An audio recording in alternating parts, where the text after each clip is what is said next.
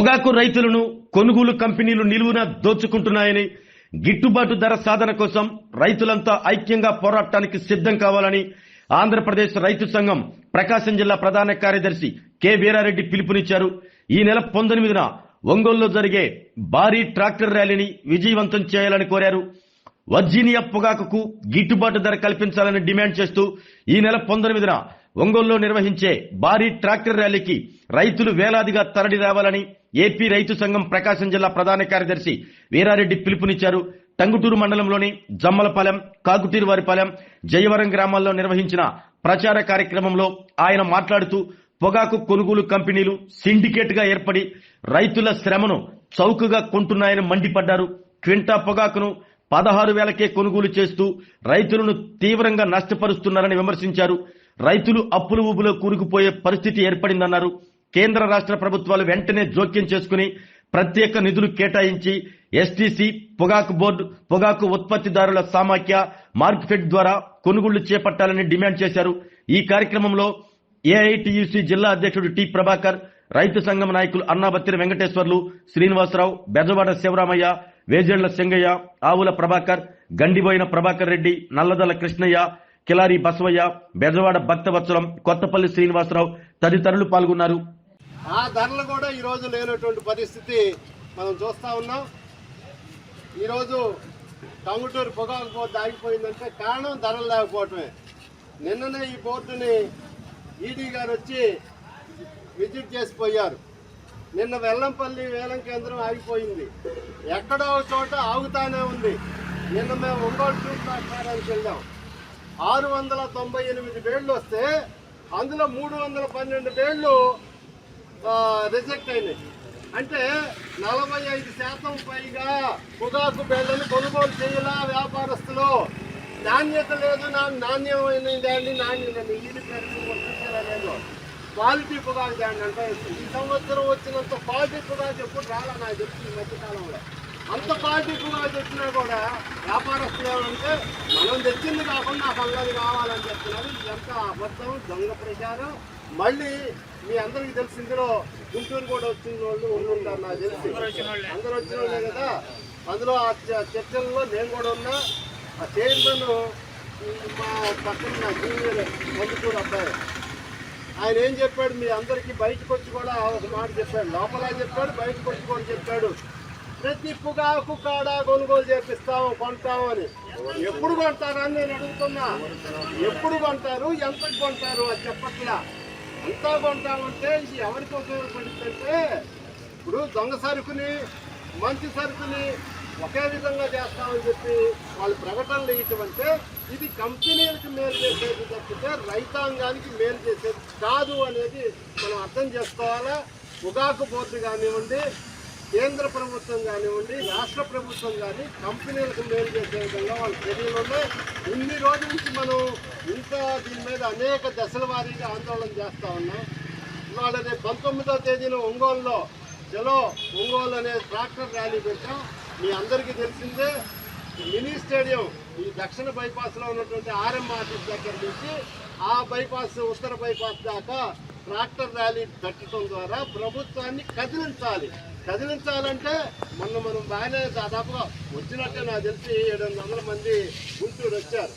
కానీ వాళ్ళకి సరిపోలా సంఖ్య, ప్రభుత్వానికి సరిపోలా. అంతకుముందు మన మంత్రి గారిని బాలవీరాంజనేయ స్వామి, రైతు నాయకులు అందరం పోయి కలిసాం. ఖమ్మంగా మాటలు చెప్పాడు స్వామి గారు. అయ్యా, నేను రవి గారు కలిసి సీఎం గారితో మాట్లాడాం.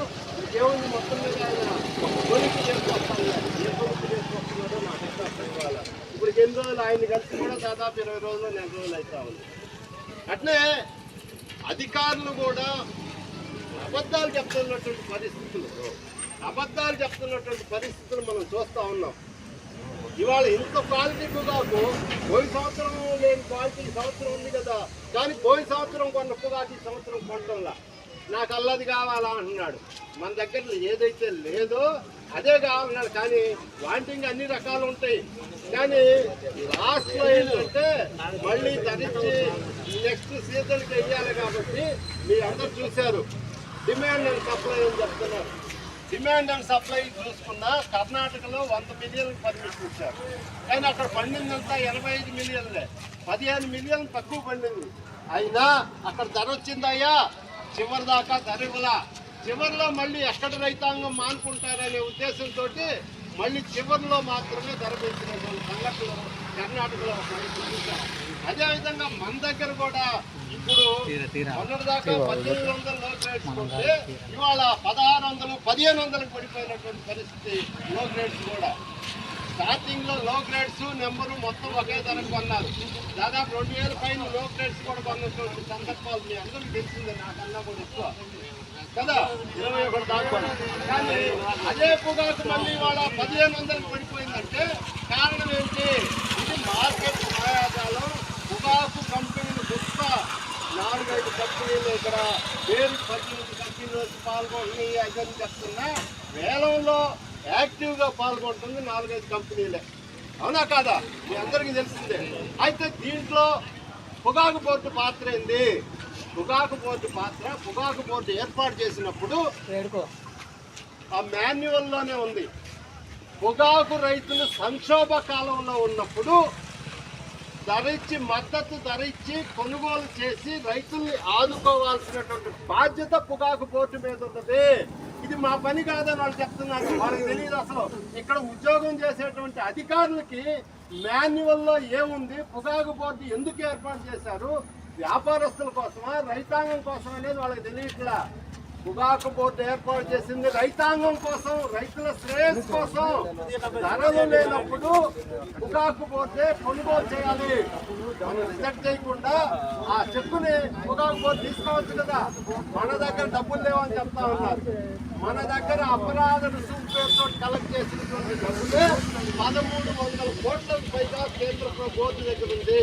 అయితే ఆ డబ్బులు కూడా కేంద్ర ప్రభుత్వం లూటీ చేసేసిందయ్యా, వాడుకుంది. బోర్డు దగ్గర మన డబ్బులు అపరాధ రుసుము పేరుతో కలెక్ట్ చేసినటువంటి 1300 కోట్ల డబ్బులు కూడా క్రమంగా కేంద్ర ప్రభుత్వం లాగేసుకుంది. మీ అందరికీ తెలుసో లేదో, పిఎఫ్ డబ్బులని ఉద్యోగస్తులు ప్రావిడెంట్ ఫండ్ అని దానికి నెలకింత దాచిపెట్టుతూ ఉంటారు. ఆ డబ్బులను కూడా ప్రభుత్వం ఇతర అవసరాలకు వాడుకుంది. అట్లే ఈ డబ్బులు కూడా, మన డబ్బులు కూడా మనం ఏమడుగుతున్నాం అంటే కేంద్ర ప్రభుత్వం ఇవ్వాల్సిన పనిలే, ఇంకొకటి ఇవ్వాల్సిన పనిలే. మన దగ్గర నుంచి బోర్డు దగ్గర ఉన్న మన డబ్బులను పెట్టి ముందు కొనుగోలు చేయిస్తారా, లేకపోతే బోర్డు ద్వారా కొనుగోలు చేయిస్తారా? ఆరోగ్యమే మహాభాగ్యం అంటారు, కానీ ఆరోగ్యాన్ని నమ్మకంగా కాపాడే స్థానం ఎక్కడ? ఇది ఒంగోలులో మీకు దగ్గరగా మన Venkataramana nursing home private limited. Caring your life 54 ఏళ్ల విశ్వాసంతో ఇది ఒక హాస్పిటల్ కాదు, ఇది ఒక విశ్వాసం. 3 తరాలుగా వేలాది కుటుంబాలను ఆరోగ్యంగా నిలిపిన ఆదరణ. మా నిపుణుల వైద్య బృందం మా దగ్గర అనుభవం కలిగిన బృందంలో అందించే సేవలు: neuro surgery, general medicine, diabetes, pulmonologist, general surgery, ophthalmology, urology, orthopaedic, ENT, paediatrics, dental surgery, anaesthesiology, gynaecology, cardiology, emergency మరియు క్రిటికల్ కేర్. ఒంగోలులో ఆరోగ్యానికి ఒక కొత్త శకం ప్రారంభమవుతుంది. వెంకటరమణ ఐ హాస్పిటల్ ప్రారంభించబడింది. కంటి ఆరోగ్యానికి ప్రత్యేక పరిష్కారంగా ప్రభుత్వ ఉద్యోగులు, రిటైర్డ్ ఉద్యోగులు మరియు వారి కుటుంబ సభ్యుల కోసం ఈహెచ్ఎస్ ద్వారా వైద్యం. క్యాష్లెస్ సేవలు మెడియాసిస్, స్టార్, జీహెచ్పీఎల్, ఆదిత్య బిర్లా, బజాజ్ అలియన్స్ మరియు ఇతర ప్రముఖ హెల్త్ స్కీమ్లు అందుబాటులో ఉన్నాయి. ఆరోగ్యశ్రీ, డాక్టర్ ఎన్టీఆర్ వైద్య సేవానిధి అందుబాటులో ఉన్నాయి. చిరునామా ఆర్టీసీ బస్టాండ్ ఎదురుగా, Kurnool road, Ongole. Phone number 08592282623, cell number 9100679099. Eye hospital number 9866484770. Website www.venkatramanarsinghome.com. Facebook www.facebook.com/vkrnh. Venkataramana nursing home, 3 తరాల విశ్వాసం, నూతనతతో కూడిన సేవ.